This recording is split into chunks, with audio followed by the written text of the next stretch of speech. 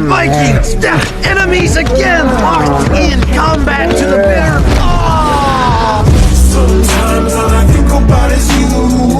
Late nights in the middle of